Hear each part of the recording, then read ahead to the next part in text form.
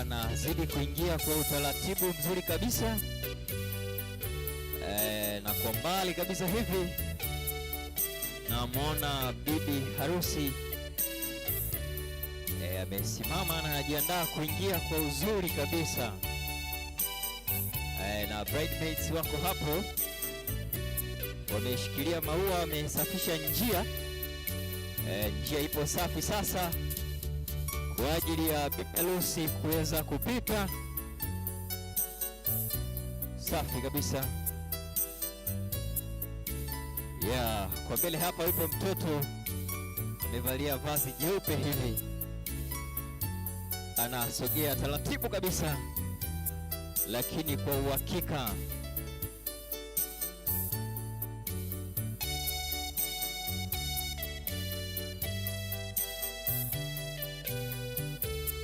Siku ya pekee kabisa na siku nzuri kwa wawili hawa kuweza kuunganishwa na kuwa mwili mmoja.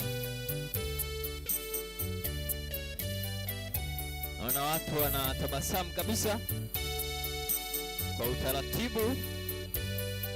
Wamevalia mavazi yao, wamependeza kabisa hawa.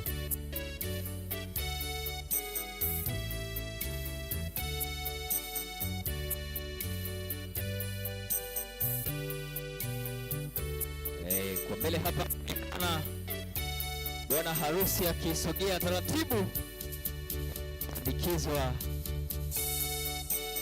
Natamani nisikie amina kwa bwana harusi. Na mwanapendeza kwelikweli, kwa utaratibu mzuri kabisa.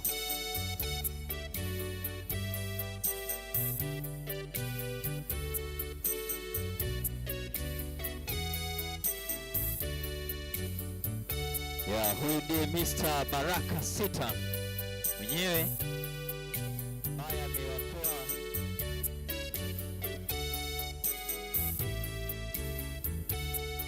ambaye ametukutanisha katika siku hii ya leo. Amewatoa wazazi kutoka mbali kabisa huko, wakaja wakasema tuje kwa ajili ya kumpongeza mtoto wetu na kijana wao.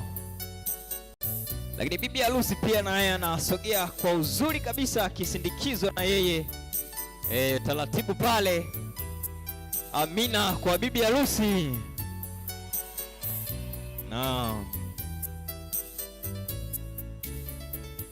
Wanasogea taratibu hivyo. Inapendeza sana.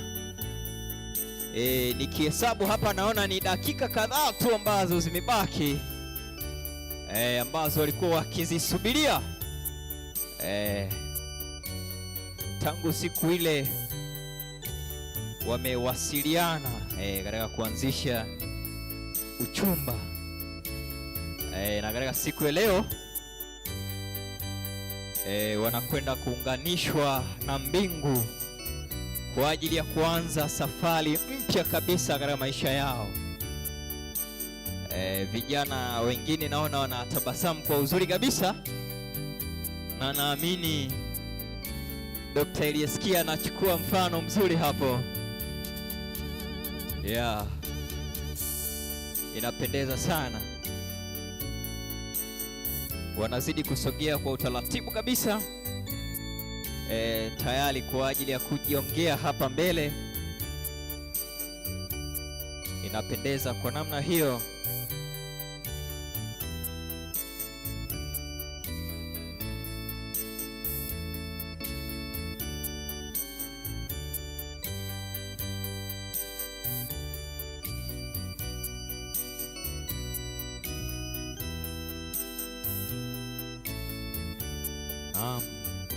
Mr. Baraka anazidi kusogea kabisa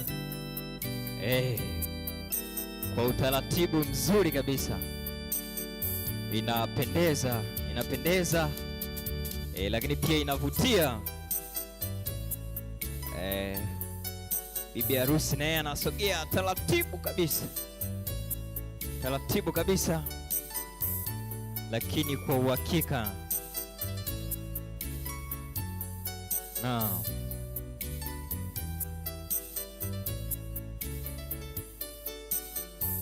tukio muhimu, tukio la kihistoria hili ambalo linatokea mara moja tu katika maisha ya mwanadamu. Ni tukio muhimu na tukio makini kabisa. Wanakwenda kukutana hivyo,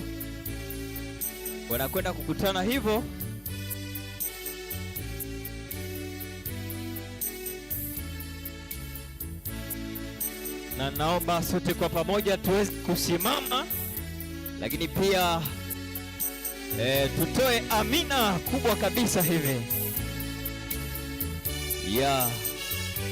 Nikiangalia Baraka kuna kitu hivi anatamani kumpatia, alafu kisha watajongea kwa pamoja kusogea hapa mbele. Wamefika hapo, anatoa taratibu hivi. Sasa anasogea kwa pembeni hapo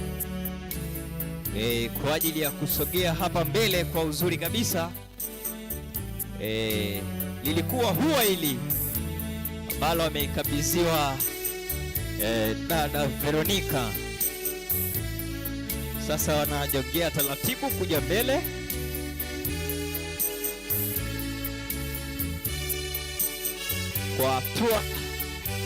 Kwa hatua nzuri kabisa, taratibu kabisa,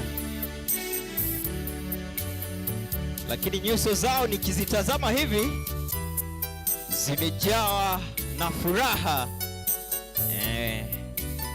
Tabasamu hili nataka nikuhakikishie,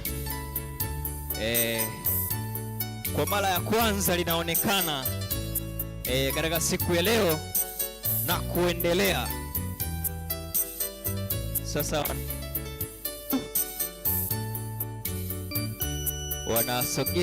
wanazidi kusogea taratibu hivi, lakini kwa nyuma pale namuona Elder John anakumbushia siku au miezi kadhaa iliyopita aliweza kuwakutanisha wanasua katika tukio kama hili. Wanazidi kupanda polepole, wakiwatia moyo ndugu Baraka na Veronica. Inapendeza kwa uzuri kabisa, na wao tuwape amina hivi.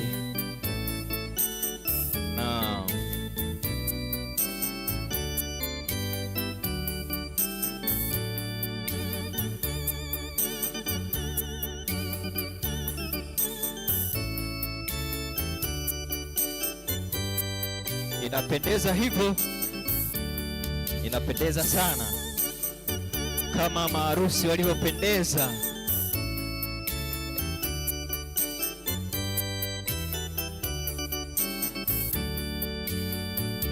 Na kwa nyuma pale kabisa wanaonekana wazazi hao na ndugu wakiwasindikiza watoto wao kwa furaha kabisa.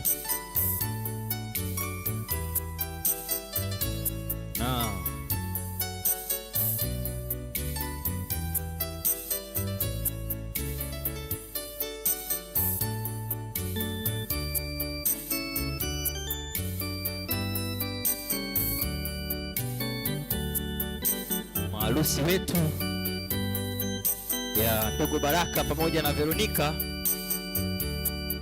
lakini kama sijasahau ni Mr. John na Veronica. Kwa hiyo inapendeza sana wakizidi kusogea taratibu kabisa.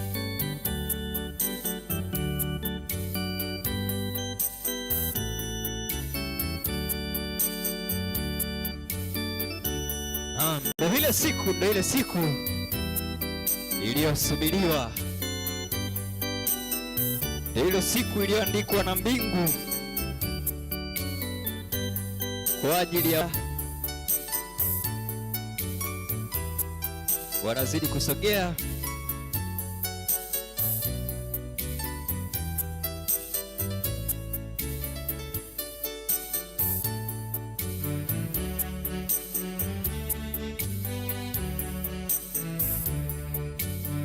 na watakapofika hapa mbele, basi tutasimama sote kwa pamoja.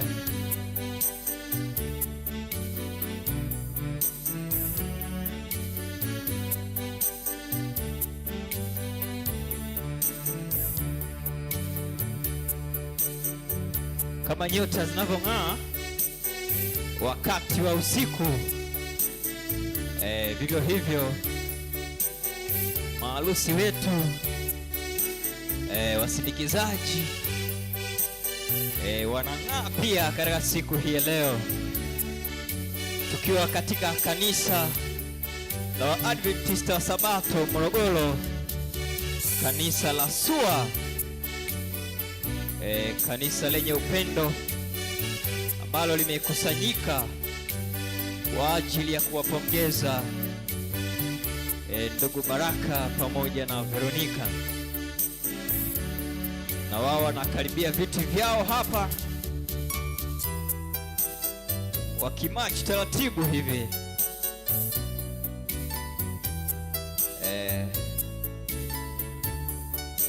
Pamoja na biti nzuri kabisa ambayo huwa inatumika mara moja nadhani pia katika maisha, katika siku ya leo,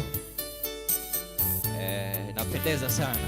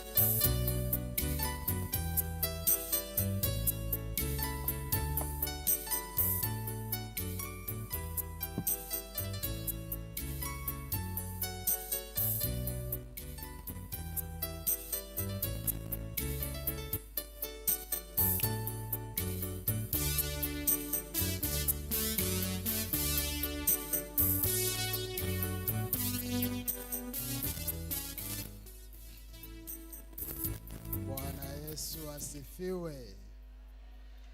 Kuna kila sababu ya kumtukuza Mungu kwa tukio hili. Nikisema Bwana Yesu asifiwe, unasema kwa sauti kubwa sana, unasema amina. Sawa eh? Bwana Yesu asifiwe.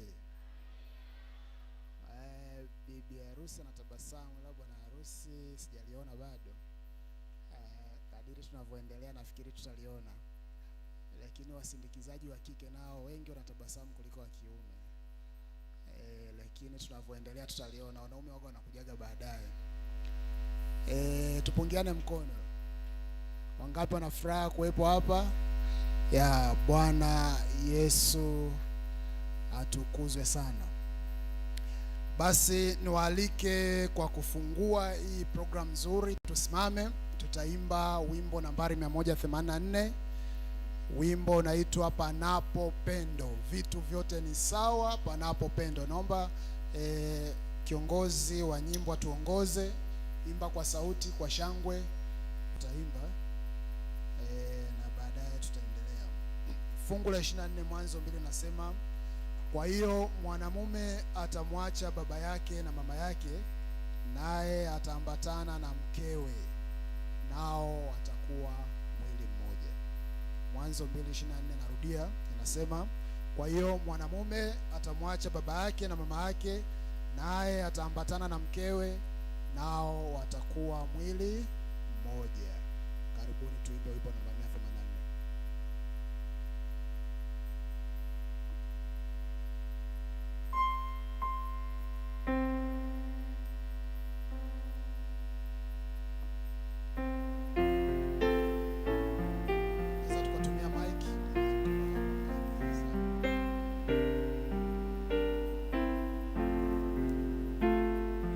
Vitu vyote ni sawa.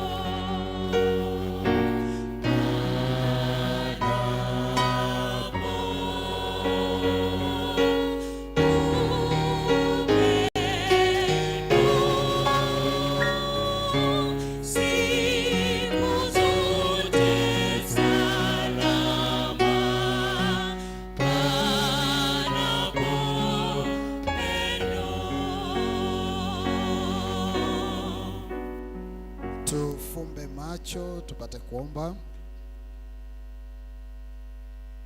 Baba yetu mwema wa mbinguni, jina lako litukuzwe sana.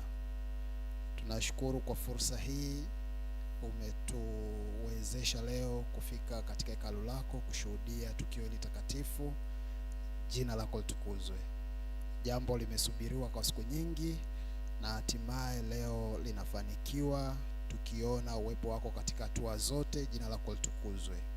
Sehemu iliyosalia kukamilisha ratiba hii, tunakualika ukafanye kama ambavyo umefanya siku zote, tukahitimishe vizuri. Mchungaji atakaposimama, mpe maneno mazuri atakayowatia moyo maharusi na watu wote ambao wamehudhuria hapa, ili tukio hili likawe na maana kwa kila mtu. Maeneo tuliyopungua tunaomba utusamehe. Baraka zako ziwe pamoja nasi tangu mianzo hii mpaka tutakapomaliza, katika jina la Yesu Kristo, amen. Basi tunaweza tukaketi.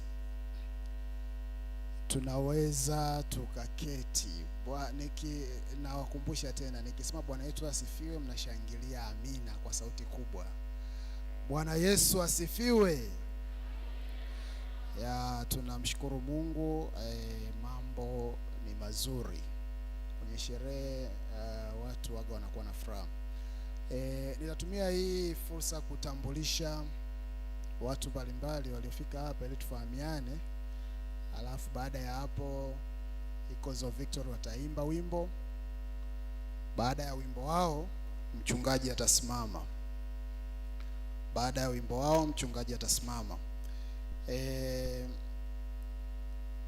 Labda nianze kwa kuwatambulisha maharusi. Niwatambulishe maharusi, au mnasemaje? Tuanze na maharusi. Bwana harusi wa siku ya leo anaitwa Baraka Nkinda Sita. Baraka Nkinda Sita. Mahali popote ulipo, busimamo tupungie mkono kanisa. Asante sana Bwana Baraka. Lakini bi harusi, mke wa Baraka mtarajiwa, anaitwa Veronica Jibunge Jidiga. Veronica Jibunge Jidiga. Mahali popote ulipo, kwa utaratibu kabisa, simama tupungie mkono.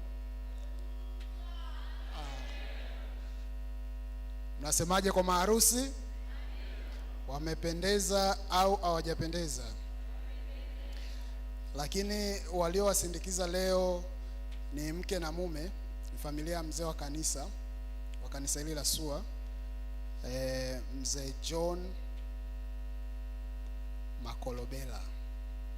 Mzee John Makolobela, miezi kama 3 au 4 hivi iliyopita, na wao walifunga ndoa hapa. Imeshafika miezi 4. Ilikuwa ni mwezi wa ngapi? Wa pili? Wa tatu. Kwa hiyo ni miezi 3, yani bado ndoa yao haijatolewa makaratasi yote. Niwakaribishe wote kwa pamoja, msimame mtupungie nasi kanisa tuwapungie mkono. Asante sana. Mnasemaje kwa hiyo familia?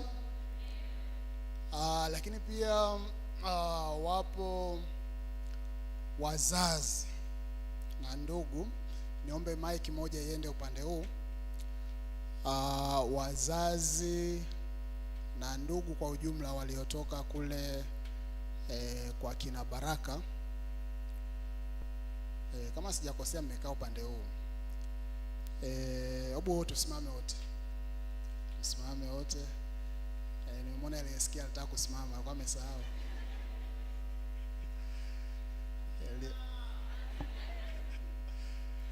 Mko wachache, kwa hiyo mnaweza tu mkajitambulisha. Niombe mtu mmoja ambaye ni kiongozi wa familia, kiongozi wa msafara, anaweza akawatambulisha wote tu kwa ufupi. Najua kuna muda baadaye tutakuwa na muda mwingi wa kuzungumza ili tufahamiane. Karibu. Bwana Yesu asifiwe. Kwa majina naitwa Lazaro Warwa, ni mzazi wa bwana harusi. Amina. Lakini nimeambatana na familia, niko na mama Baraka, lakini pia niko na kakake na Baraka, niko na mamake mdogo na Baraka, niko na babu wa Baraka, niko na kakake na Baraka, niko na mamake mdogo pia. Asanteni sana. Nashukuru. Naona mama wadogo wanamzidi mama kwa umri. Asanteni sana, karibuni. Karibuni sana. Mnasemaje kwa familia ya Baraka?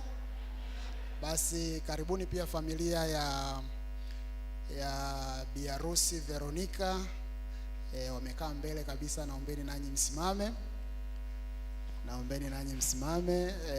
Tutumie utaratibu ule ule kwa ufupi, mtu mmoja atawatambulisha wote. Karibuni. Bwana Yesu asifiwe. Amen. Kwa majina naitwa Njile Yakobo, ni mzazi wa Veronica. Amina. Kushoto kwangu niko na kakake na Veronica, na mbele yake ni mtoto wa shangazi yake, maana ni binamu yake. Amen.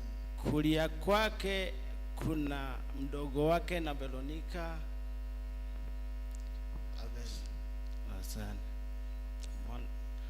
Asanteni. Asante sana, asante sana. Baadaye tutapata fursa, tukimaliza hapa tutakuwa sehemu fulani hivi tutatangaziwa, tutafahamiana vizuri zaidi. Mnasemaje kwa familia ya Veronica? Wapo wasindikizaji waliowasindikiza au maharusi. Hebu simameni wote. Wamependeza sana. Au mnasemaje jamani? Tupungieni mkono nasi tuwapungie. Haya, tunaweza tukaketi. Waga tunaona kila siku, kila leo sura kidogo ni tofauti. Wamependeza sana. Leo ni siku maalum.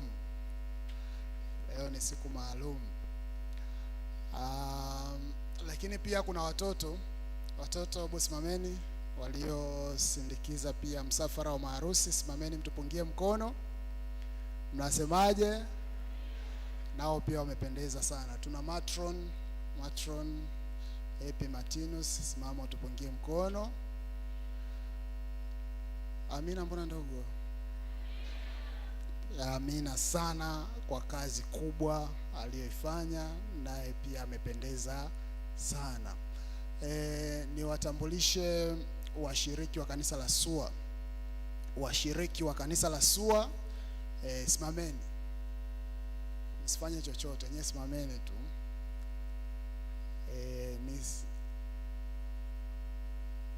Naam. Watu ambao wanasali kanisa la SUA.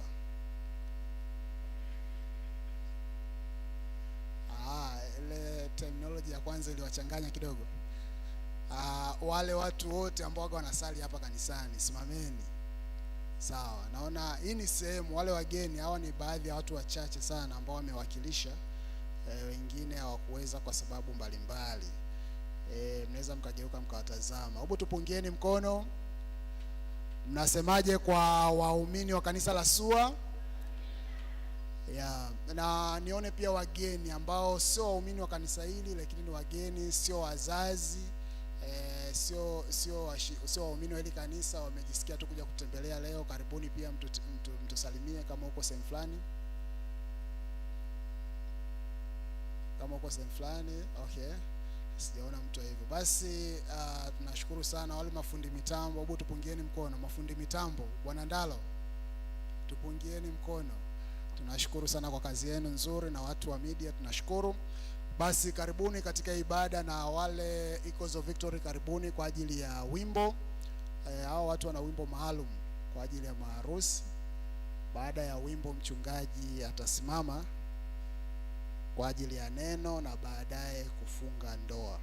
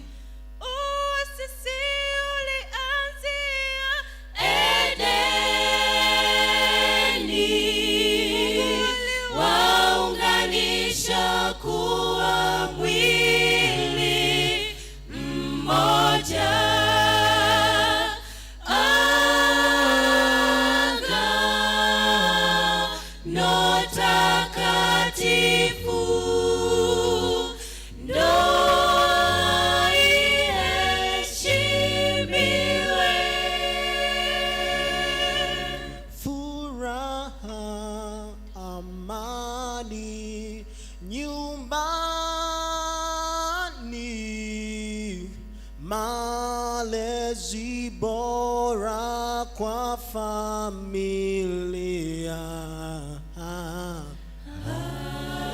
uvumilivu, msamaha hujengwa kwa upendo.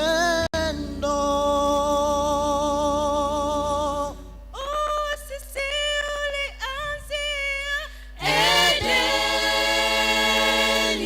Edeni, waunganisha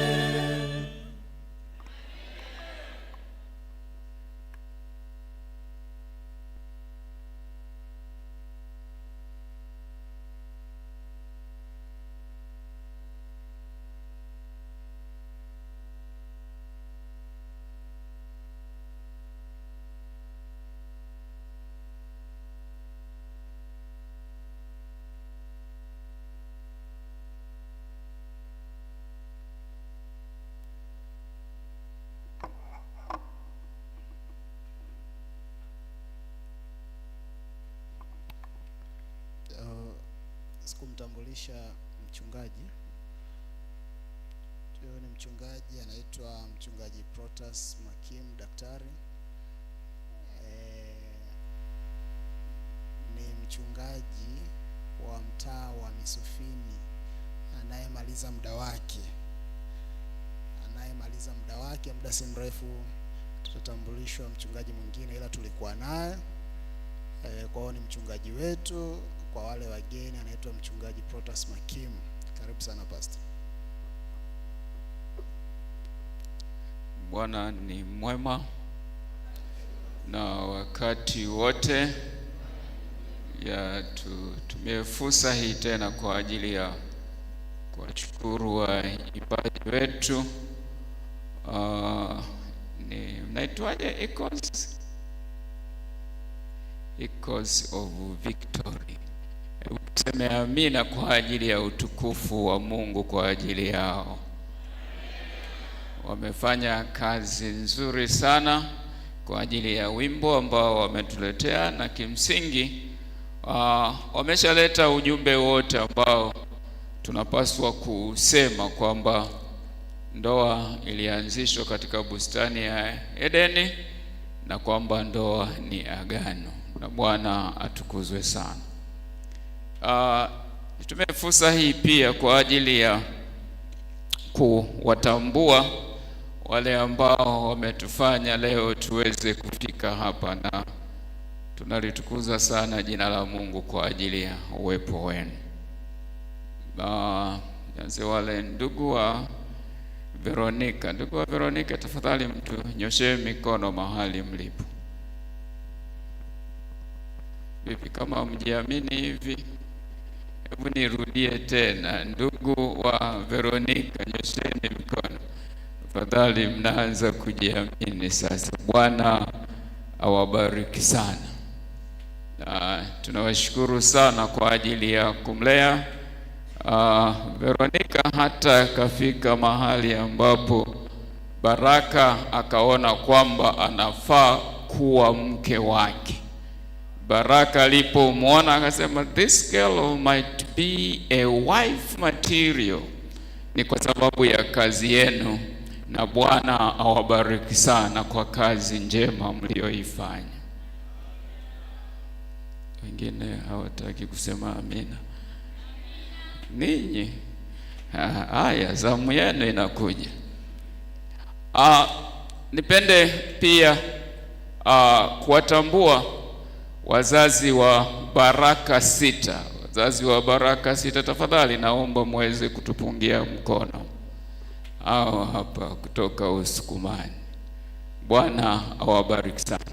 Nanyi tunashukuru kwa ajili ya kumlea ndugu yetu Baraka, hata Baraka naye akawa anapendeza, handsome guy. Na alipokuwa amemuuliza Victoria, may you marry me? Victoria Veronica akasema, siwezi kuacha nafasi, Mungu akupe nini? Akasema, I can't wait. Yes. Na leo tunahitaji kukamilisha kwamba baada ya muda si mrefu watu hao watakuwa ni mtu mume na mke, na jina la Bwana liweze kutukuzwa sana. Lakini niwashukuru ninyi nyote ambao mmeona ni vyema kwa ajili ya kumsindikiza rafiki yenu, kwa ajili ya kuwashindikiza hawa wawili, Veronica pamoja na Baraka. Naomba nanyi muweze kutupungia mkono. Bwana awabariki sana. Asanteni sana. Tuwashukuru watu wa vyombo, Bwana awabariki. Tuwashukuru pia watu wa media kwamba neema ya Mwenyezi Mungu na iendelee kuwa pamoja nanyi. Na kwa maneno haya nitapenda sasa tuweze kuangalia maneno machache kutoka katika kitabu kitakatifu, na baada ya hapo tutashuka chini hapo kwa ajili ya kufunga ndoa. Hebu tuombe. Baba mpendwa wa mbinguni, Tumekuja mahali hapa kwa ajili ya kusudi moja tu, kwa ajili ya kuwa mashahidi kwa ajili ya watu hawa ambao wameamua kuweza kuungana, kuweza kuwa mwili mmoja. Nasi tunapokuja mahali hapa tunahitaji kusikia kwako. Vijana hawa wanahitaji kusikia kwako. Tunaomba Roho wako Mtakatifu atuongoze ili tukalisikie neno lako. Ndivyo tunavyoomba katika jina la Kristo Yesu, amina. Katika kitabu cha Mwanzo, Mzee Benjamin ametusomea vizuri sana. Naomba tuweze kusoma tena katika kitabu cha Mwanzo sura ya 2, tunasoma mstari wa 24. Neno la Bwana linasema hivi: kwa hiyo mwanaume atamwacha baba yake na mama yake, naye ataambatana na mkewe, na hao watakuwa mwili mmoja. Mwanaume ambaye ni baraka leo, kwamba baraka, unamwacha baba na mama, nawe unaambatana na Veronica. Imekaa sawa? Unatuhakikishia kwamba unawaacha kabisa? Wazazi anawaacha huyu, mko tayari? Bwana mnasita, mko tayari awache? Mama anasema kwa kusikitika kabisa, tuko tayari. Haya, ngoja niwaulize wazazi wa Veronica. Biblia imeandikwa katika mfumo dume. Ningekuwa siku ya leo, wangeandika pia kwamba mwanamke atamwacha baba na mama, naye ataambatana na mkewe. Na leo ni Veronica atamwacha baba na mama. Kila kiumbe alichokuwa ameangalia, au niseme kila mnyama aliyekuwa ameangalia, kulikuwa dume na jike. Akaangalia ng'ombe, akaona kuna dume na kuna jike pia. Akaangalia mbuzi vivyo hivyo, akaangalia kondoo vivyo hivyo, akaangalia swala vivyo hivyo. Lakini alipokuwa amejiangalia yeye mwenyewe, akaona ni dume tu.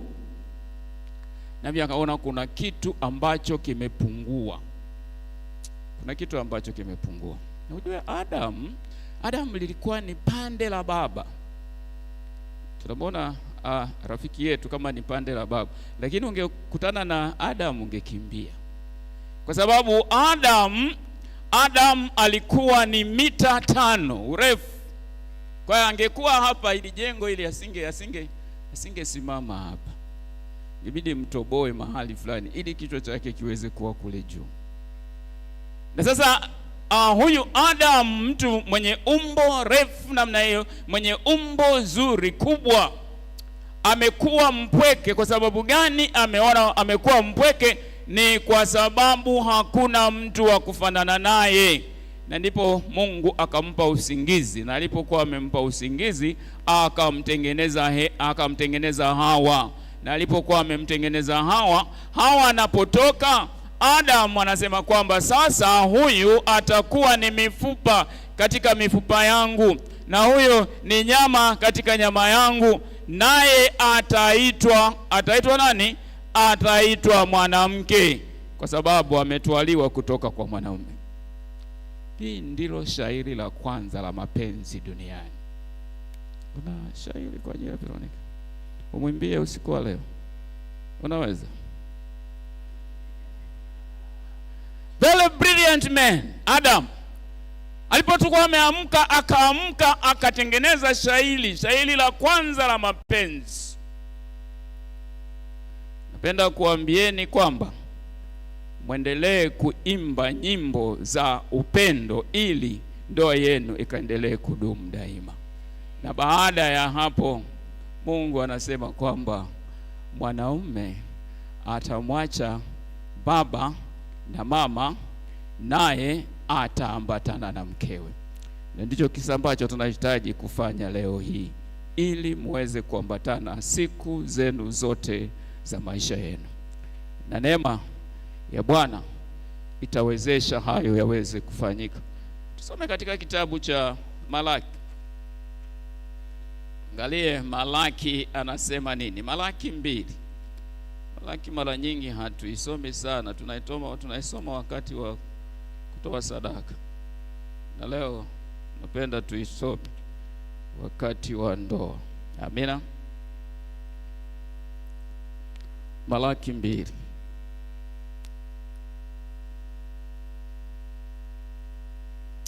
Taanza kusoma fungu la 13.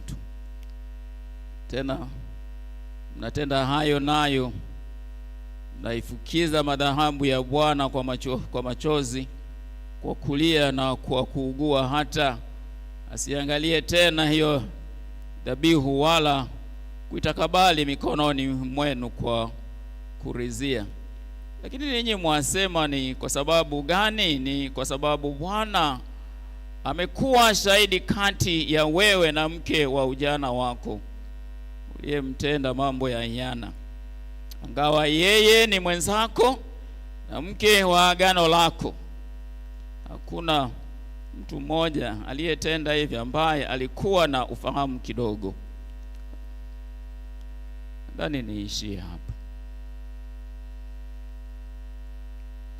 Mtakapokuwa mnatendeana mambo yenu ya hiana, Bwana hatakubali maombi yenu. Mtakapokuwa mnatendea na mambo ya hiana, Bwana hatakubali maombi yenu. Bwana anasema, mnashangaa kwamba mbona sadaka zetu hazikubaliki. Kwa nini hazikubaliki? Ni kwa sababu mmetenda mambo ya hiana. Na yeye anasema kwamba hakuna mtu hata mwenye ufahamu kidogo. Mimi nadhani kwamba wewe una ufahamu mkubwa. A university student huwezi kuwa na ufahamu mdogo. Ni rahisi kama uliingia mlango wa nyuma, lakini kama uliingia ukiwa umenyooka, utakuwa una uwezo mkubwa. Na kwa sababu hiyo anasema hakuna nafasi kwa ajili ya kumtendea mke wa ujana wako mambo ya hiana. Mimi naamini kwamba huyu ndio mke wako wa ujana, au sio? Au na mwingine? Wanasema Bwana, mbona unatikisa kichwa tu? Kuna mwingine? Huyu ndio wa ujana wako. Na Biblia inasema kwamba usimtendee nini? Mambo ya hiana. Nimesema Biblia ingekuwa inaandikwa leo, ingesema vivyo hivyo juu yako. Huyu ndio mume wako wa ujana. Hauna mwingine kule. Kabisa. Sasa usimtendee mambo ya hiana. Ukimtendea mambo ya hiana, maana yake maombi yenu hayatafanya nini? Hayatakubalika. Na mimi ninaamini kwamba una ufahamu mkubwa, na kwa sababu mna ufahamu mkubwa, mtaishi kwa kupendana, mtaishi kwa kushirikiana, mtaishi mkiwa ni kitu kimoja, na mkiishi mkiwa ni kitu kimoja, mtapata baraka machoni pa Bwana. Katika kitabu cha Wakorinto wa kwanza 16 fungu la 14, penda tuweze kulisoma ili tuweze kuelewa Paulo anasema nini pia katika maisha yetu sisi kama watu wa Mungu, ni namna gani tunavyopaswa tuweze kuishi. Katika kitabu cha Wakorinto wa kwanza 16 fungu la 14, neno la Bwana linasema hivi: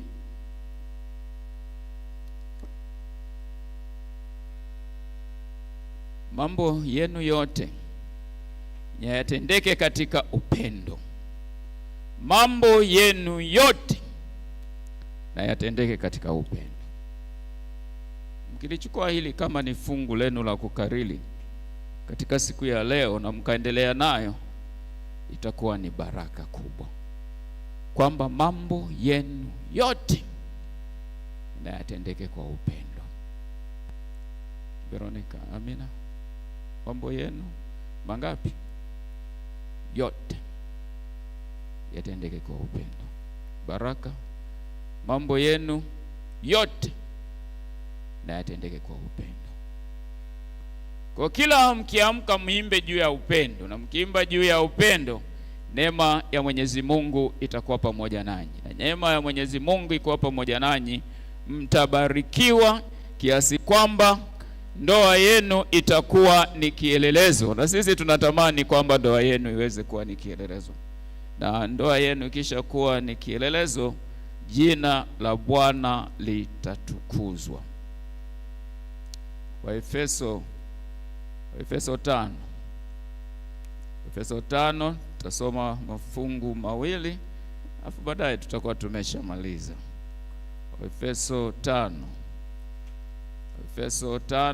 tutasoma mstari. Waefeso 5 tunasoma mstari 31 na tutasoma mstari wa 33. Kwa sababu hiyo mtu atamwacha baba yake na mama yake, ataambatana na mkeo, na hao wawili watakuwa mwili mmoja.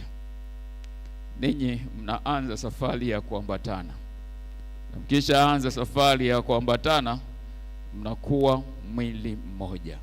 Moja ongeza moja ni moja. Achaneni na zile hesabu walizokuwa wameufundisha huko shule. Leo mnaanza na hesabu nyingine. Moja ongeza moja ni moja. Na ukishika hiyo itakuwa ni baraka kubwa. Fungu la 33 anasema kwamba lakini kila mtu ampende mke wake kama nafsi yake mwenyewe, wala mke asikose kumstahi mmewe. Kuna assignment ambayo unapewa leo kwamba umpende Veronica kama nafsi yako. Naona unajipenda, na leo umejipenda zaidi sasa inameremeta, unajipenda hivi. Kwa hiyo sasa hicho ndio kipimo cha kumpenda huyu. Amina. Hicho ni kipimo cha kumpenda. Wasichana ambao hamjapata wachumba, mpo usije ukalikubali li mwanaume alijipendi lenyewe, utapata shida. Au baadaye utasema hanipendi, maana kipimo chake hakiwezi kuzidi anavyojipenda yeye mwenyewe. Amina. Na waibieni mtihani, alafu mtu aje afeli, taanza kuhangaika kwamba wewe jamaa hanipendi. Hawezi kukupenda zaidi ya anavyojipenda yeye mwenyewe. Kujipenda mwenyewe ndicho kipimo. Unavyojipenda ndivyo vile ambavyo ukampende Veronica. Veronica imekaa vizuri, anajipenda huyu. Hebu tuambie, unavyomwona anajipenda Veronica ana mashaka. Bwana akubariki sana. Bwana akubariki sana. Lakini neno la Mungu linaendelea kwamba wala mke asikose kumsitai mme, usikose kumsitai baraka, usikose kumheshimu baraka. Tangu sasa dakika chache zinazokuja, baraka atakuwa amebadili status. Natakaye kuwa amesababisha badili status ni wewe. Niliwaulizeni siku ile kwamba hali yenu, what is your status? You won't continue to be single. You will be a married man, and you are going to be a married woman. Amen. Unapenda hiyo status? Inabadilika muda si mrefu, lakini inapobadilika anasema kwamba usikose kumstai huyu bwana, asiendelee tena kula kwa mama ntilie. Veronica atasema amen. Veronica, usiniangushe. Kama hii biashara haifai, useme tuachane nayo. Uko tayari kufanya mambo huyu bwana asiende tena kwa mama ntilie, maana amebadili status? Na Veronica anasema hiyo ni kazi ndogo. Amina. Anabadili status. Mwanaume asikose star.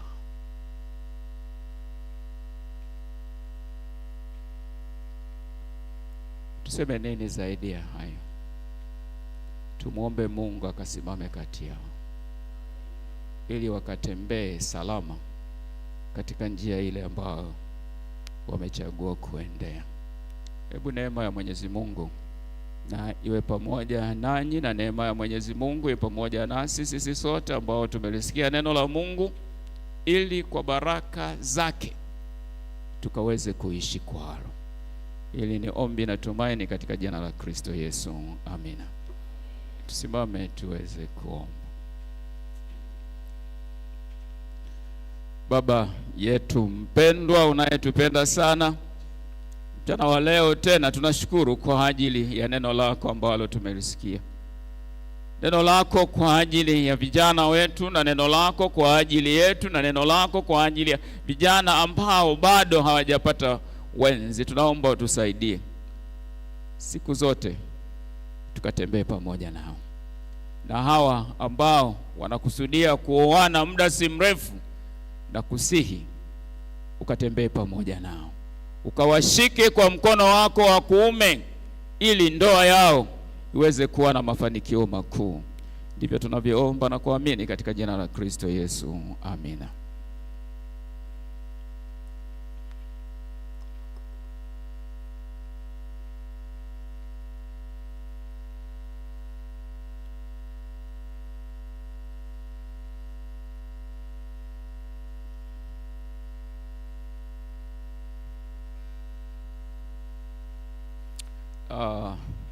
Niwaombe sasa sisi sote tuweze kusikilizana, wale wote ambao tumekuja. Nipende kuwakumbusheni kwamba tumekuja sio kwa sababu tunahitaji tu kwenda kula ubwabwa. Tumekuja hapa ili tuweze kuwa ni mashahidi. Amina. Ninyi nyote mnakuwa ni mashahidi kwamba wapendwa hao wameamua kuweza kuungana kwa pamoja. Paulo anatueleza kwamba ndoa ni takatifu, na hivyo isiendee kwa haraka. Na pia katika maneno haya tunakumbushwa kwamba mbingu nazo zinathamini habari ya ndoa. Ndio maana Yesu aliweza kuhudhuria ile ndoa ambayo ilikuwa imefungwa katika Kana ya Galilaya. Ilipokuwa imefungwa, ipo pale ambapo alitengeneza muujiza, na ule ndio ulikuwa muujiza wake wa kwanza kabisa kuufanya. Kwa hiyo mbingu zinaheshimu tendo hili ambalo linaenda kutendeka sasa. Hivyo nitapenda kuweza kuwauliza ninyi ili muweze kujibu kwa ajili ya kutusaidia ili tuweze kuelewa ni nini kinachotakiwa. Kwa hiyo tumesema isichukuliwe kwa haraka. Hivyo nasema katika hali hiyo takatifu, watu hawa wawili waliopo hapa mbele yenu wamekuja wapate kuunganishwa sasa kwa kicho cha Mungu, ili wakae pamoja siku zote bila kutengana. Naomba muweze kusimama. Muweze kusimama. Na mabesti mwasaidie ndugu zenu. Muweze kusimama. Watu hawa wawili mnaowaona hapa wamekuja ili waweze kuunganika na waweze kuwa kitu kimoja, wasitengane. Kwa ajili hiyo, mtu yeyote akiweza kuonesha sababu inayoweza kufanya wasiunganishwe kihalali katika ndoa, na aseme sasa. Mzee, naomba usimame unisaidie kuangalia. Kuna mtu yoyote ambaye anasema, na hasa ninyi mabinti mnayosema, unajua hata jana usiku nilikuwa na baraka, na akaniambia ile itakayotokea kesho itakuwa ni maagizo tu, lakini wewe ni wangu. Naomba uweze kunyosha mkono. Ninyi wasichana, naomba muweze kunyosha mkono. Na ninyi Echoes of Victory, naona mnacheka sana, nyosheni mkono mseme kwamba unajua huyu bwana anaigiza tu. Vulana, ninyi wenye suti, mmoja anasema unajua Vero Vero anataka kufanya ujanja, lakini najua ni wangu. Kuna mtu mzee, sioni kama uko serious. umeangalia lakini hujaangalia serious. This is a serious matter, and not only serious matter, is a legal matter. We have to be serious enough as much as possible. Na vinginevyo na mnyamaze milele zote.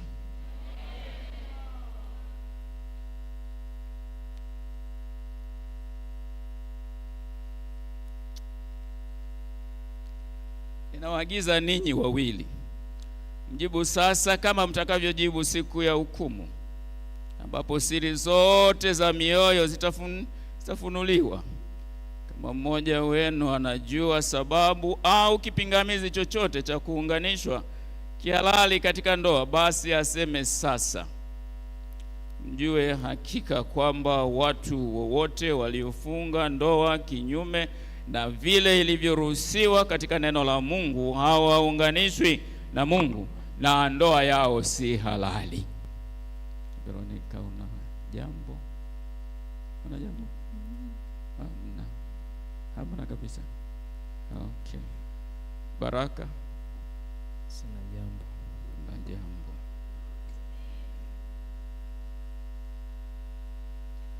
Naomba unifuatishe Baraka. Nashuhudia kweli kwamba sijui pingamizi lolote dhidi ya mimi Baraka Nkinda Sita kuunganishwa katika ndoa na Veronica Jibunge Jidiga.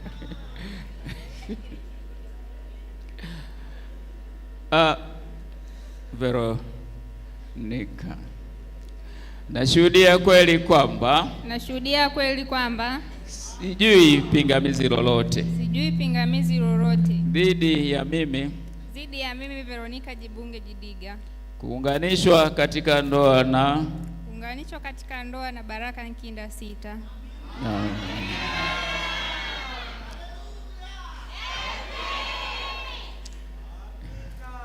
Je, unamkubali mwanamke huyu kuwa mke wako uliyemwoa kihalali na kuishi naye katika hali takatifu ya ndoa kama ilivyoamriwa na Mungu? Je, utampenda na kumfariji na kumheshimu na kumtunza katika ugonjwa na katika afya, na kuacha wengine wote ukidumu kuishi na yeye siku zote mtakazoishi? Ndiyo, namkubali. Je, unamkubali mwanaume huyu kuwa mume wako halali aliyekuoa na kuishi naye katika hali takatifu ya ndoa kama ilivyoamriwa na Mungu? Je, utampenda na kumfariji na kumheshimu na kumtunza katika ugonjwa na katika afya, na kuacha wengine wote ukidumu na yeye tu siku zote mtakazoishi? Ndiyo, nitamkubali. Ngoja nirudie.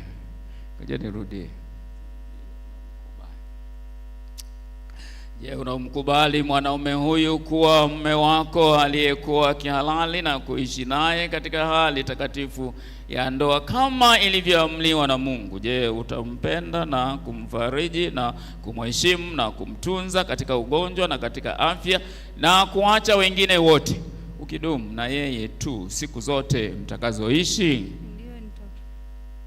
Ndiyo, nitakubali. Okay.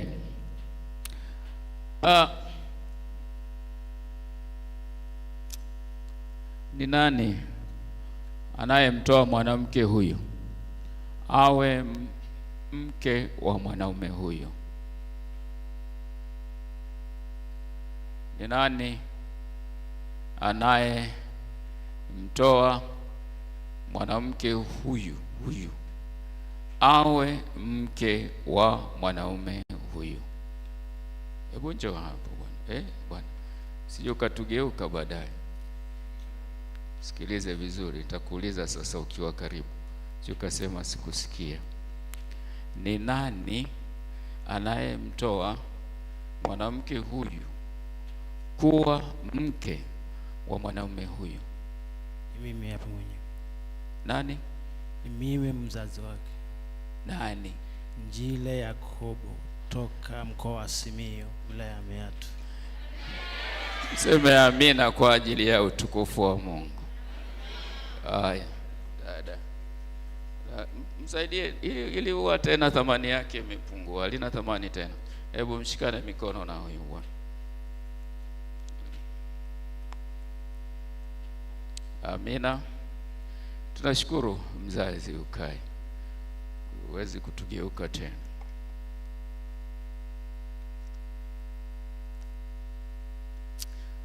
Baraka unifuatisha. Na wasihi watu wote waliopo hapa, Na wasihi watu wote waliopo hapa washuhudie kwamba mimi Baraka Nkinda Sita na kutoa wewe Veronica Jibunge Jidiga uwe mke wangu halali wa ndoa, niwe nawe na kuambatana nawe tangu sasa hata siku zote, katika hali njema na katika hali mbaya, katika utajiri na katika umaskini,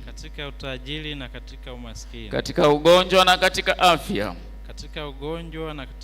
nikupende na kukutunza mpaka mauti itakapotutenganisha, kulingana na amri takatifu ya Mungu. Na katika mambo hayo nakupa ahadi yangu. Amina.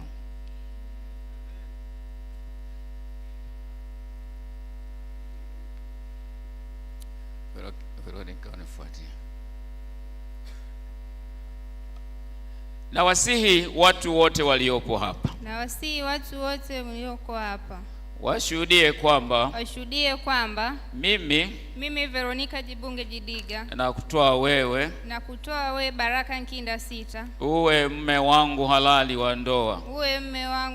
wa ndoa, niwe nawe na kuambatana nawe tangu sasa na hata siku zote, katika hali njema na katika hali mbaya, katika utajiri na katika umaskini, katika ugonjwa na katika afya, nikupende na kukutunza mpaka mauti itakapotutenganisha, kulingana na amri takatifu ya Mungu.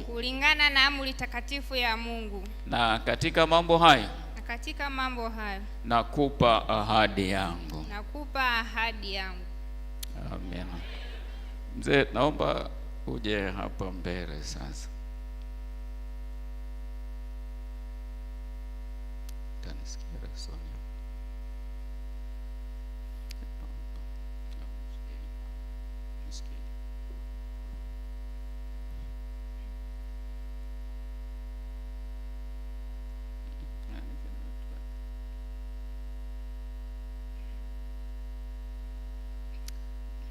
Basi aliyowaunganisha Mungu, mwanadamu asiwatenganishe. Kwa sababu Baraka Sita na Veronica wamekubaliana kuishi katika hali ya maisha matakatifu ya ndoa, nao wameashuhudia haya mbele za Mungu na mbele ya mkutano huu. Na katika mambo haya wametoa ahadi ya kujiunga kila mmoja kwa mwenzake, na wameyatangaza mambo haya kwa kushikana mikono. Sasa mimi niliye mtumishi wa Mungu natangaza kwa mamlaka ya neno la Mungu na kwa sheria za Jamhuri ya Muungano wa Tanzania kwamba sasa Baraka Sita na Veronica ni mtu na mke, kwa jina la Baba na la Mwana na la Roho Mtakatifu. Amina.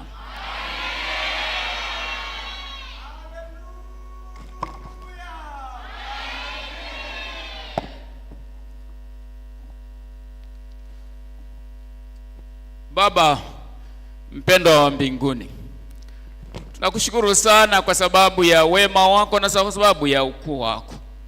Tunashukuru kwamba hata sisi umetuita tena siku ya leo kwamba tuwe ni mashahidi kwa ajili ya ndoa hii, ndoa mpya ambayo sasa Baraka na Veronica ni mwili mmoja, na sisi tunaomba neema yako uweze kuwa juu yao, ukaweze kuwasamehe makosa yao yote, ili wakaweze kutembea katika nuru mpya. Ndoa hii sasa ukaweze kuibariki, na iweka mikononi mwako, ukawabariki wakapate furaha na amani katika ndoa hii, wakapate watoto wa kike na wa kiume, utukufu wa jina lako ukaonekane. Kila atakaye kuwa na maombea mema akapate kubarikiwa, atakaye waombea maovu naomba ukaweze kumsamehe, na wema wako ukaweze kuwa juu yao. Tangu sasa watu hao watakapokuwa wanatembea pamoja, watembee kama kitu kimoja.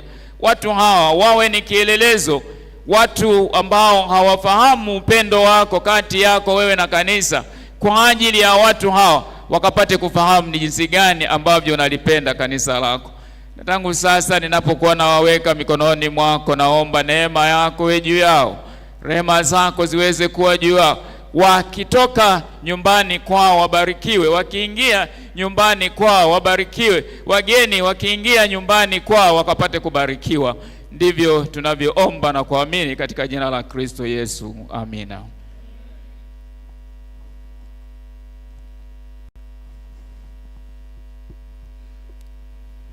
Amina. Mbona ka amina kadogo yako vipi? Amina. Ni mtu na mke. Baraka, hebu umfunue uone kama ni kweli ni yeye yule yule au sio, usije kachukua kitu kingine.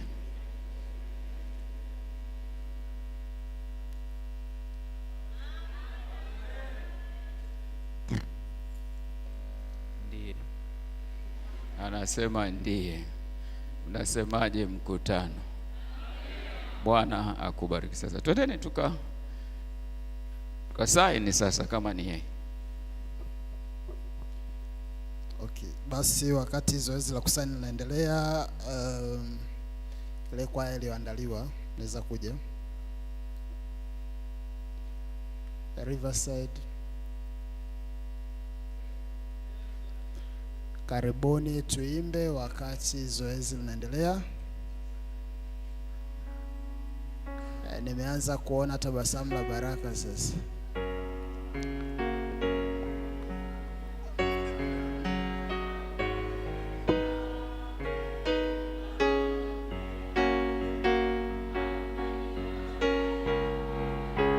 Truvine mtajiandaa pia. Wakimaliza the Riverside, Truvine mtaimba.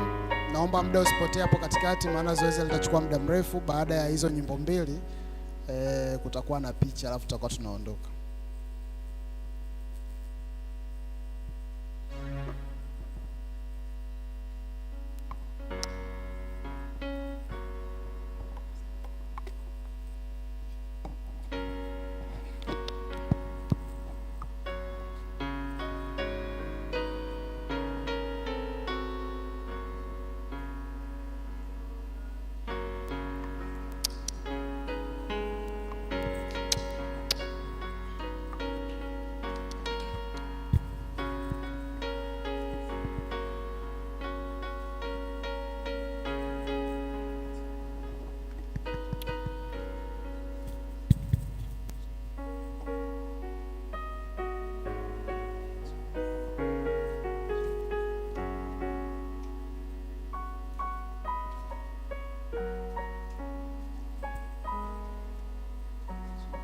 Zoezi la kusaini likikamilika, Mungu wetu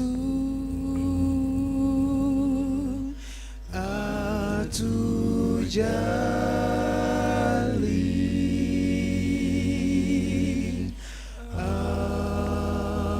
amen, tuamini,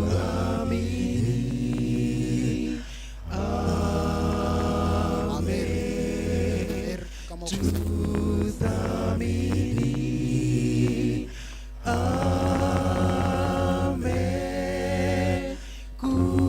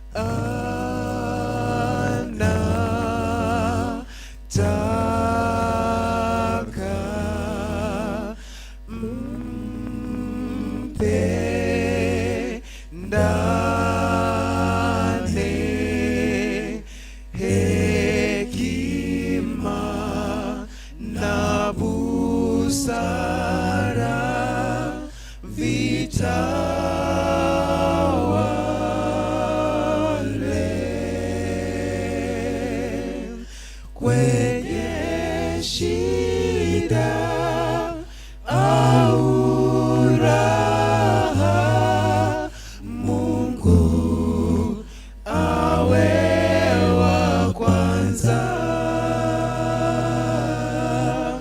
Kwenye shida au raha, Mungu awe wa kwanza. Mungu awe wa kwanza. Mungu awe wa kwanza.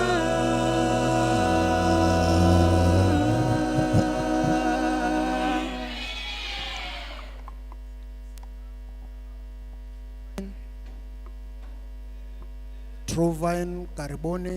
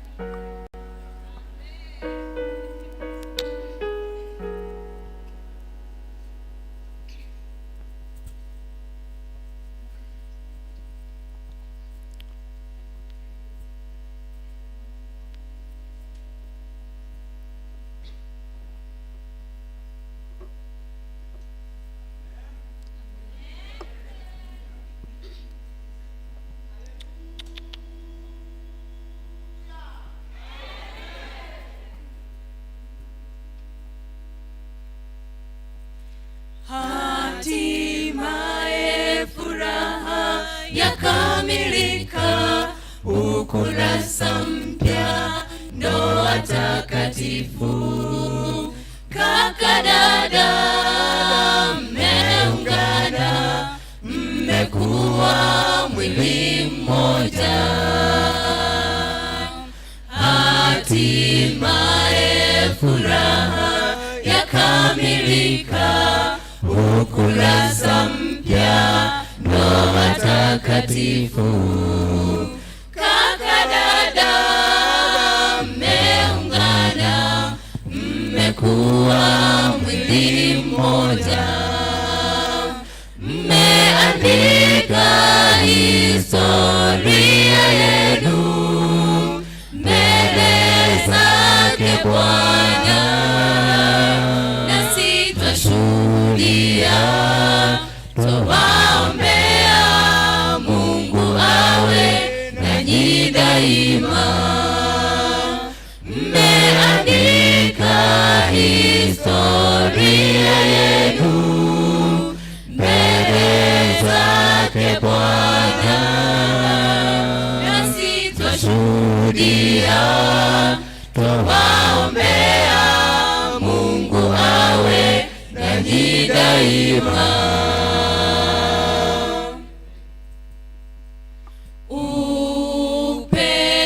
Upendo, hekima, busara, uvumilivu, heshima,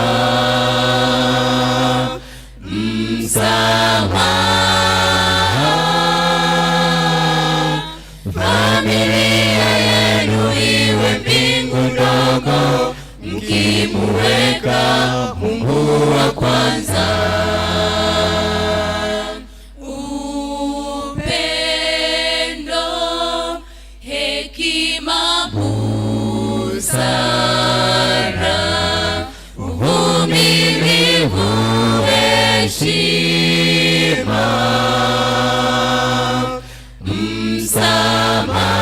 msamaha. Familia yenu iwe mbingu ndogo, mkimuweka Mungu wa kwanza. Mmeandika historia yenu mbele zake Bwana, nasi twashuhudia, twawaombea Mungu awe nanyi daima. Mmeandika historia yenu mbele zake Bwana, nasi twashuhudia, twawaombea Mungu awe nanyi daima.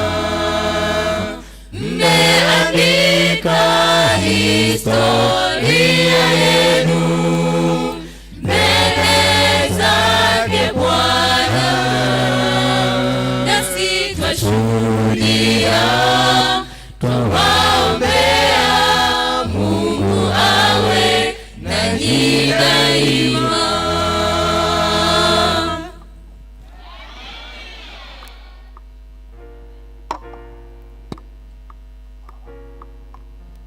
Kanisa, mnasemaje kwa wimbo mzuri? Basi naomba mkae pembeni kidogo, mtarudi baadaye kupiga picha. Tukio liloko mbele yetu sasa hivi, mchungaji atawakabidhi vyeti vyao vya ndoa, alafu baadaye tutakuwa na picha.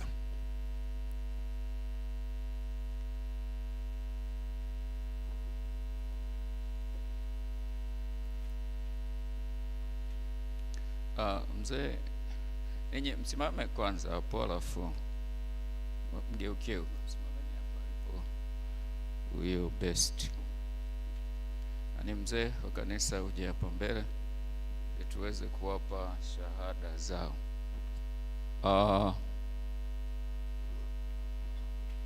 Nadhani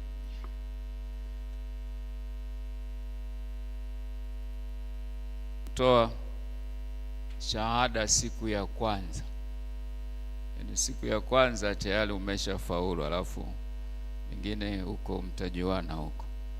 Kwa tuna wakabidhi vyeti kwamba ninyi sasa ni mtu na mme, ni mtu na mke halali. Amina, bila mashaka yoyote, na neema ya Mwenyezi Mungu iweze kuwa pamoja nanyi. Kavitunze vizuri. Asante. Asante Pastor, mnaweza mkageuka tu na tusikie amina kubwa kutoka huko. Mnasemaje kanisa? Basi tunamtukuza Mungu. Nitaomba hivi viti sasa visogezwe pembeni kidogo, alafu kuwe na picha moja kwanza ya maharusi wakiwa na vyeti vyao. Tabasamu la baraka linaonekana huko, maana mimi niko nyuma tayari. Haya, wale wasindikizaji mnaweza mkawa join. Wasindikizaji, mzee wa kanisa na Mrs. mnaweza mkawa hapo pembeni. Mmoja simame huko, yani msimame tu, njoo huko, nenda kule.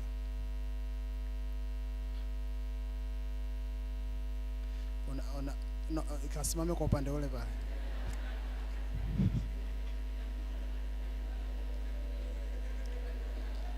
Mzee wa kanisa ameona watu wanataka kumtenganisha. Alielewa somo la kuambatana. Okay, tunashukuru. Sasa picha nyingi tutapiga mahali fulani. Hapa tutapata tu chache za kumbukumbu. Maharusi nitaomba mkae, tuwasaidie viti viwili, alafu nitaomba wazazi wasogee mbele kidogo wakae, alafu wazazi wa bwana harusi, ndugu wa bwana harusi mtakuja kwa nyuma. Mtakuja nyuma yao, mtasimama nyuma yao. Baadaye tutakuja kwa Tutapata pia picha ya ndugu wa bibi harusi pamoja na maharusi.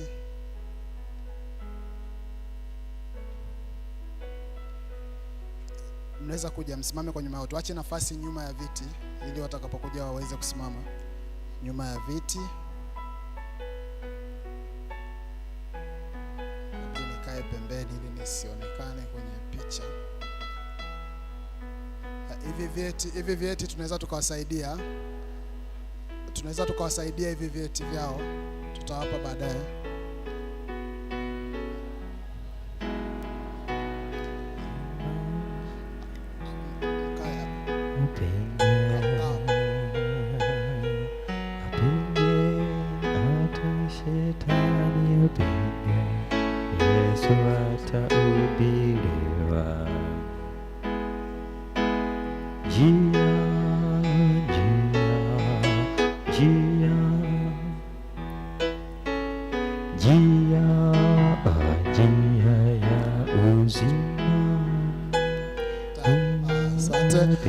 Msiende mbali sana, msimame hapa kidogo kwa hapa. Msiende mbali sana, msimame tu hapo, utakuwa na picha hapa moja, tutakuwa na picha hapa moja.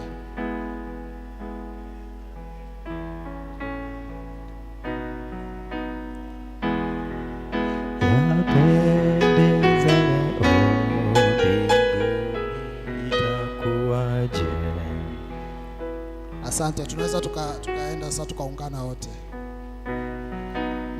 Mkawa na picha moja pamoja. Yapendeza leo mbinguni itakuwaje? Najiandaa. Furaha ni furaha.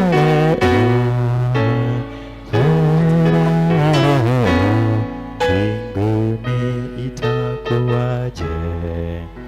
Furaha, furaha leo mbinguni itakuwaje?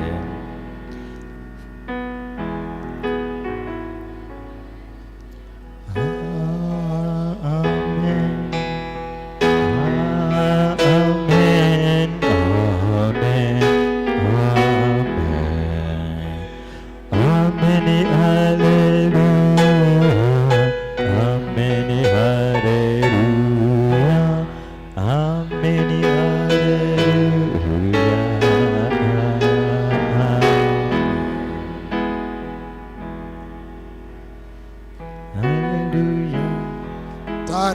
Asante Trovain. Amen, amen, amen, amen, hallelujah, amen, hallelujah, amen,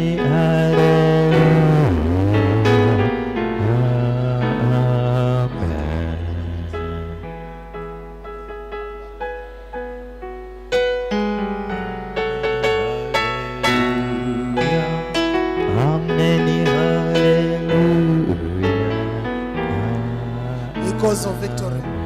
John. Asante. Twende haraka haraka echoes. Bado kama picha 4 hivi. Baada ya echoes. Wanabati wokovu umefika mlangoni mwao. Wanabati baraka baraka, anabati baraka baraka, anabati. Veronica amefika mlangoni leo, anabati. Veronica amefika mlangoni leo, anabati. Veronica, Veronica, anabati. Veronica, Veronica, anabati. Baraka amefika mlangoni Asante sana. Mmeona maua ya Icos yako vizuri sana. Basi tunamalizia washiriki wa kanisa la SUA, karibuni. Waumini wa kanisa la SUA, nyie nao si mnasali hapa SUA? Njooni wote, alafu watabaki viongozi, tutakuwa tumemaliza. Picha ya mwisho itakuwa ni mchungaji na maharusi.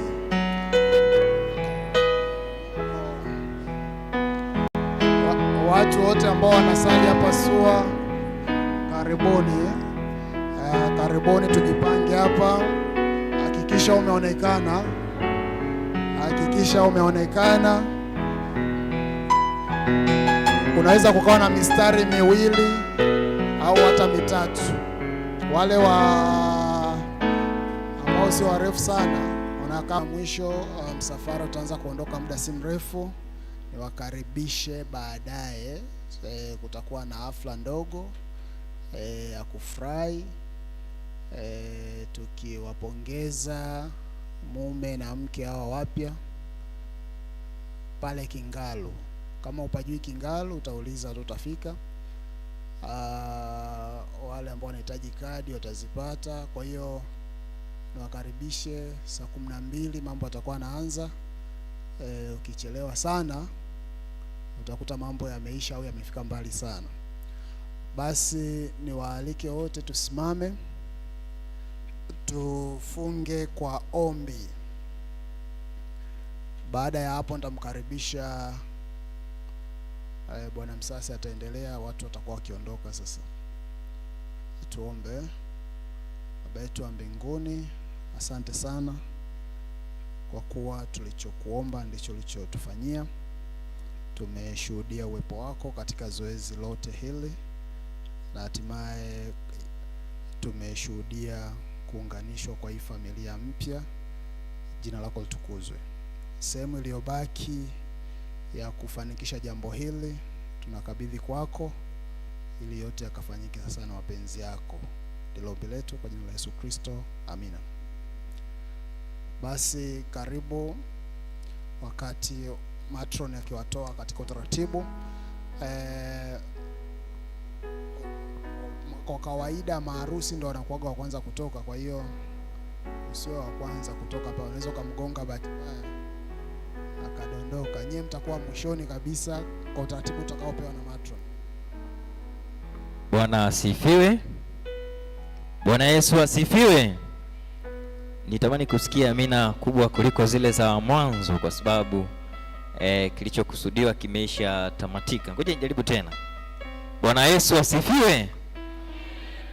Na basi hivi ndivyo tunavyokamilisha ibada hii ya kuunganisha wanandoa hawa, na wakati huu nitamkaribisha pale fundi mitambo ataweka ile biti ambapo watatoka taratibu wakiongozwa na matron. Lakini pia tuendelee kukukaribisha hapo jioni kama ilivyotangazwa katika ukumbi wa Kingalu, ndipo sherehe hizi zitaendelea au zitaenda kutamatika mahali pale.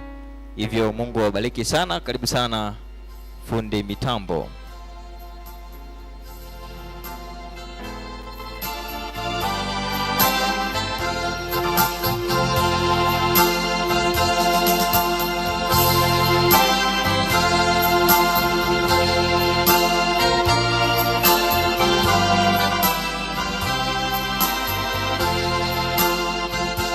Ndivyo wanavyotoka taratibu hivyo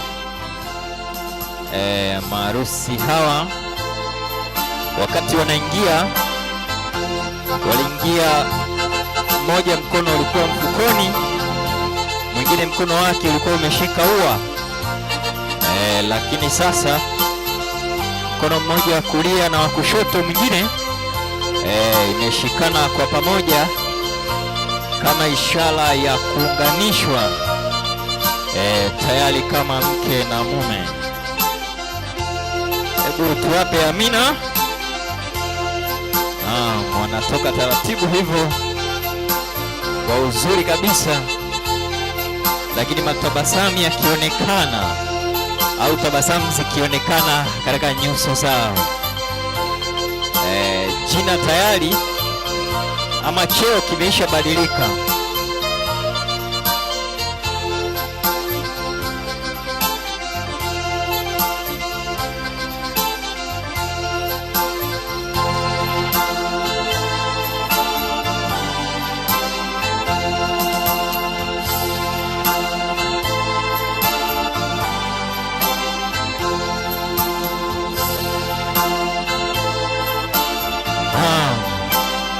Anarekebisha vazi kwa uzuri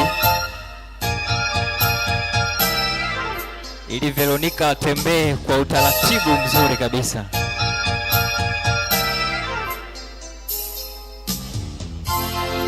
Ndugu mtazamaji na anayetufuatilia kupitia SUASD Church Media, tulikuwa katika tukio maalum kabisa la kuwaunganisha bwana na bibi Veronica katika kanisa hili la Waadventista wa Sabato SUA Morogoro hapa.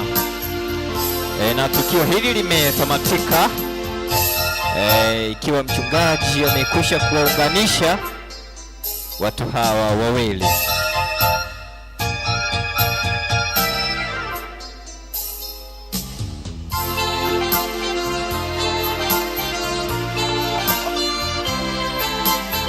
Inapendeza sana. Nyuma wasindikizaji hawa ni waimbaji wa True Vine, na Baraka pia ni mwimbaji wa